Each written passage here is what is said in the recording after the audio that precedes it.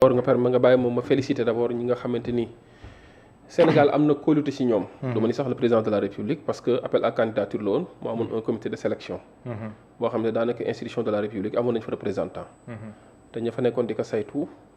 am nañ yaakaar ci ñoom ne neutralité ak objectivité moo nekkoon li nga xamante ni moo doon guider seeni choix. alors féliciter peuple sénégalais bi ci acte de grandeur bi nga xam ne président de la République de am na ko. te li am. mu nekk promesse boo xam te ni defoon na ko. tey jii satisfaire na ko li ñu tuddee gor sa wax ja. def na ko appel à candidature ñëpp xam nañ ni amul xaj ak seen. ci ni ngay seetee dañuy xool ki ñu yaakaar ni même bu fekkee ni profil yi bari nañ fa mais nag il faut un nombre limité de candidats. il faut un nombre limité de choix tamit. ñi ñu amoon yaakaar ci ñoom ne peut-être remplir nañ critères yi. am nañ probité morale am nañ loo xam ne moo leen di permettre ñu toog fa. am nañ yaakaar ni dinañ fa toogee li tax ñu jël leen. beneen bi mooy gis nañ ci ñoo xamante ni nii man personnellement xaw ma leen. waaw mën naa ni sax à un moment donné de notre existence politique ils ont été très amers envers le régime en place. Quelqu'un comme le vice-président Birahim Seck. Je pense qu'il ne rate pas une occasion pour nous attaquer et tout. tey jii kon bu ko fa bu ñu ko jëlee yóbbu ko fa yaakaar naa ni am nañ yaakaar ni objectivité bi mu am ci combat am. moom lay yóbbu foofu. en tant que acteur de la société civile. parce que ñoom tamit mën nañ dem foofu soumissionné. gis nañ fa tamit ay magistrats yoo xam te ni def nañ carrière. ci magistrature. ku si mel ni le président Moustapha Ka. le président Moustapha Ka bi nga xam ni def na ay jàlloore ci biir magistrature bind na ay ouvrage am na jaar-jaar boo xam ne kenn mënu ko natable ni jaar-jaar bu baax la. jaar-jaar bu baax la fa am. gis nañ fa tamit ay experts en suivi évaluation parce que nag bul fàtte ni OFNAC day def ay enquêtes et tout gis nañ fa expert gis nañ fa ay profil daal yoo xam te ne ni am nañ yaakaar ne incha allahu li ñuy xaar si ñoom dinañ ko def d'autant plus que ñëpp xam nañ ni liggéey bu bari moo leen fay xaar. moo wax ni tamit OFNAC bi ñu tëral nii c'est en réponse à la politique sur la bonne gouvernance conformément aux 4 lois que nous avions pu élaborer et voter. Tout dernièrement la loi portant sur la déclaration de patrimoine, l'accès à l'information, les lanceurs d'alerte, ainsi que la loi portant sur l'OFNAC. kon am nañ ci yaakaar c'est une réponse qui vient à son heure te incha allahu rabbi li ñu leen di xaar ci objectif dinañ ko atteindre ba raw sax suñu njort am nañ ci yaakaar ndax profil yi ma gis ni yóbbu nañ leen fa. waaw OFNAC léegi moom la ñuy jébal les déclarations de patrimoine ak yu demee noonu mais tam lépp lu jëm si wàllum ay enrichissement illicite ak lu demee noonu dañ koo gàll OFNAC am na ay prérogatives yu ko président Macky Sall joxoon. mooy mbirum ay garde à vue ak demee noonu yooyu yéen neen koo teggi am nañ ko gën a renforcer. non en fait dañ ko teggi parce que l'OFNAC est une autorité administrative indépendante. kon waruñu ko jox compétence pour muy statuer sur la liberté des individus sur les libertés publiques. loolu c'est du ressort exclusif du juge. qui est le gardien des libertés. d'autant plus que autorité administrative indépendante rattachée à la présidence de la République kon waruñu kaa may ay pouvoir yoo xam procureur moo ko war a am. wala juge moo ko war a am. loolu moo tax effectivement ñu jëloon corriger li nga xam ne ay erreur la woon yoo xam ñun dañ ko dénoncé woon gannaaw bañ ko defee dañ ko dénoncé woon te gisoon ni ne tamit ne ay actes ciblés lañ tegoon. pour bu li ñuy bëggee bu antoo ñoom ñu jël di faj seeni soxla foofu maanaam di toll sa pale ba di joxe seeni ordre ñu leen di defal la ñu bëgg si OFNAC bi. ma jàpp ni nag correction bi donc c'est une correction attendue notamment par les magistrats par la justice. ñoom sax bokkoon nañ ci ñi nga xamante ni ñooy gardien des libertés. bokkoon na ci ñi nga xam ne dañu woon d'accord wuñ ak loi bi parce que day indi ay jeexi jaaxal ci xelu nit ñi beneen bi mooy effectivement am na loo xam maintenir nañ ko ci. lu mel ni effectivement enrichissement illicite mais loolu tamit ci enquête rek la yam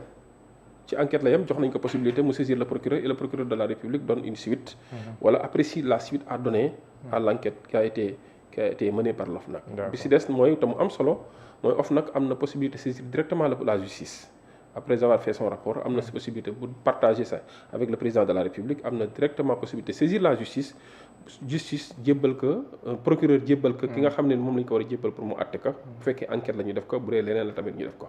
kon daal gis nañ ni am na ay changements yu si amoon ko dañoo jàppoon ne ay violations manifestes des droits de l'homme la woon OFNAC du justice OFNAC du parquet donc OFNAC war nañu kaa jox ba muy am doole ci kaw liberté doomu aadama dem bay garder à vue loolu ay erreur la woon te corrigé nañ ko. def nañ ko au grand bonheur du peuple sénégalais def nañ ko au grand bonheur de la loi et de l'état de droit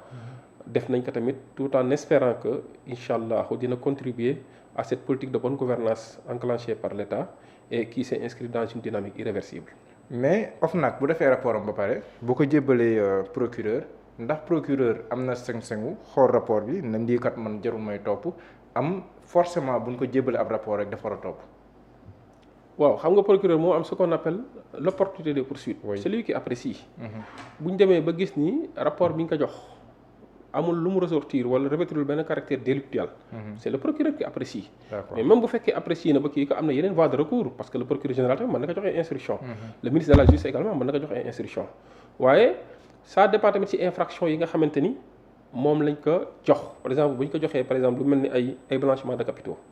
loolu il ne peut pas ne pas saisir le juge d'instruction c'est obligatoire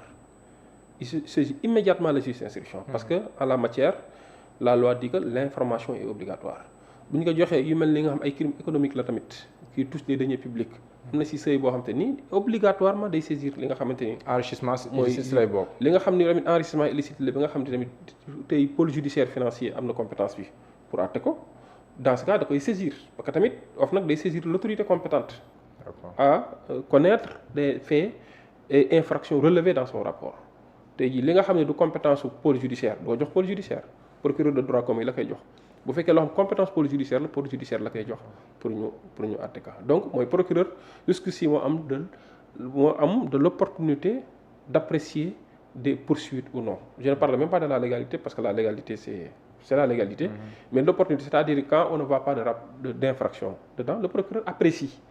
après loolu yëpp pour wane ni dañuy joxe les coups de franche à la justice pour mener son travail sans mu am influence extérieure wala la mainmise de l'exécutif. D'accord mais est-ce que waroo leen xalaat tamit lu mel ni CENTIF ngeen réformer ko parce que bëri na si ay critiques yoo xam ne ñu ngi koy amal par rapport ak CENTIF ñi muy liggéeyee le principe du contradictoire bi nga xam ne nii amu si ak tamit gis nañ ay dossiers yu bëri ñoo xam ne au départ dañoo ne rapport CENTIF moom moo leen épinglé mais day dem ba si kanam yoon ñu gis ne yoon ñenn saa yi da ngay cautionné dem wala daal ñu gis ne daal à la base rapport CENTIF wàll boppam moom la ñuy mel nii ñuy wax ne que est-ce que duñu xoolaat nii CENTIF di liggéey ndax am nga gis-gis boobu bu nekkee loolu la est-ce que yéen Assemblée nationale yi ngi siy xalaat. alors man damaa bokk ci ñi nga xamante ni dañoo gëm ne loi bu ñu ko élaborer. bu defee 5 ans da nga ko war a évaluer wala bu def 10 ans da nga ko war a évaluer xool ba xam ndax objectif yi nga doon xaar ci loi boobu atteindre ko wala déet boo xoolee wax naa la ne la OFNAC am na bañ ko tegee bañ ñëwee ñun gis nañ ci am na loo xam te ni dañ ko changé. oui te gis nga ni Macky Sall avant mi daanu la changé woon loi boobu. kon da kaa defoon avec ses propres visées. ba ci pôle judiciaire bii. Il y a même des perspectives de revoir un peu la loi notamment sur les compétences parce que am na ci loo xam te ni infraction li ñu tuddee trafic de migrants ay ñax xale bu góor bu jël xaalisu jàmbur ne day tëgg ab gaal 350 000 400 000 nga jëlee ko ba Tambacounda andi ko Dakar ne fii nañ ko mën a àttee xam nga yooyu c'est des choses à corriger et c'est en perspective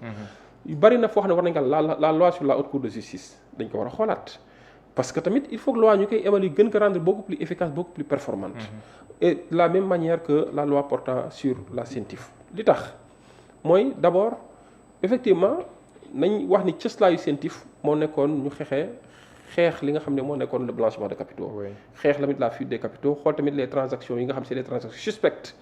qui peuvent financer des activités occultes wala des activités criminelles wala délictuelles de terrorisme ñu taxaw intercepter ni signaler leen pour permettre à nos autorités d'anticiper et de pouvoir prendre les précautions nécessaires pour parer à toute éventualité te ñëpp xam nañ ni xaalis moom c'est le nerf de la guerre xaalis moom mën na def lu nekk. loolu moo tax banques yi am obligation de déclaration par rapport à certaines transactions alors c'est vrai il y a des critiques qui se sont levées qui ont été élevées de part et d'autre il y en a qui disent qu'on doit revoir c'est vrai am na sax ñu critiquer la façon de fonctionner de la CENTIF alors pour man c'est des critiques objectives et une critique objective est toujours constructive si on doit aller sur le principe du respect du contradictoire en matière d'enquête par la CENTIF nous devons y réfléchir tous xool ba xam ndax tamit le principe du contradictoire au moment de l'enquête peut à un moment donné constituer un blocage voilà peut polluer l'atmosphère de l'enquête ñu xool tamit ndax dañuy sérieux au cas par cas yi jot nañu contradictoire cas yi mën na bañ a contradictoire pour des raisons X pour des raisons Y alors yooyu yëpp ñu tënk ko ba nga xamante ni ñoom bu ñu ko joxee justice du am problème parce que dañoo gis ni effectivement rapport scientifique yu bari bu ñu ko joxee daanaka kiñ ni moom la concerné yëgul tinul am na si ñoo xam sax mu ngi jàngat pour la première fois bañ koy convoquer police ne dañoo def enquête si yow def nañu il se peut que am na preuve il se peut que amoon na preuve mais peut-être bon jëlu woon matukaay pour garder preuve yi alors que en toute bonne foi defoon na opération bi te tamit dañ wax dëgg infraction tamit buñ koy jéem a caractériser la bonne foi tamit dañ koy caractériser ou la mauvaise foi pour xool ndax nit ki mettre nañ ko dans des conditions de se défendre ou pas. D'accord. Alors yooyu yëpp pour wax la rek lu ñu war a xalaat la pour ñu fexe ba nga xam ne nit ki li àq ak yelleefam ci wàll boobu ñu respecté ko bu fekkee dafa war a contradictoire ñu mettre que dans des conditions de présenter ses moyens de défense indi ay éléments ba nga xam ne sax dañ naan rapport bi jarul muy dem ci justice parce que li ñu doon xaar jot nañ ko parce que il est arrivé que CENTIF def enquête am transmettre rapport am nit ki mu dem justice def délégation judiciaire jox ko police def enquête supplémentaire gis ne ko indi ay preuve mu dem ñu bàyyi ko mu ñibbi këram. D'accord. xam nga loolu nag dañ naan comme qui peut le plus peut le moins yooyu moo tax ma ne c'est des sujets à réflexion mais ñu bañ a figé bañ a catégorique parce que am na si enquête yoo xam ne boo xasee ba oo nit ki rek dañ koy yàq enquête bi yàqu na parce que dina jël ay matukaayam fexe ba fi CENTIF bëgg a dem wala fii enquête bi war a dem dina fexe ba bloqué ka parce que la ñuy soxla ci preuve mën na dem fabriquer ay preuve mu indi teg alors que doo am benn moyen pour contredire la mu indi waaw moo tax man la c'est au cas par cas mais nañ ci réfléchir teg une loi boo xam te nii c'est une loi efficace avec des instruments efficaces pour permettre à ce que li nga xam ne moom lañ ci jublu te nekkul tamit objectif yi nekkul ay règlement de compte objectif yi nekkul ay cible objectif bi mooy ñu fexe teg fi loo xam te ni dina sécuriser notre économie mais dina fexe combattre yenn transactions financières occultes yi wala illégales yoo xam te ni mën na am jeexital ci suñu réew mi ni muy doxee en termes sécuritaires. D'accord léegi maître bu ñu weesoo loolu assemblée nationale suba incha allah le premier ministre dafa war a ñëw pour li ñu tuddee question d'actualité mais laaj bu njëkk moom mooy lan mooy opportunité lan moo sabab si lan leen war a wékk dem bi premier ministre di dem suba à l'assemblée nationale. alors boo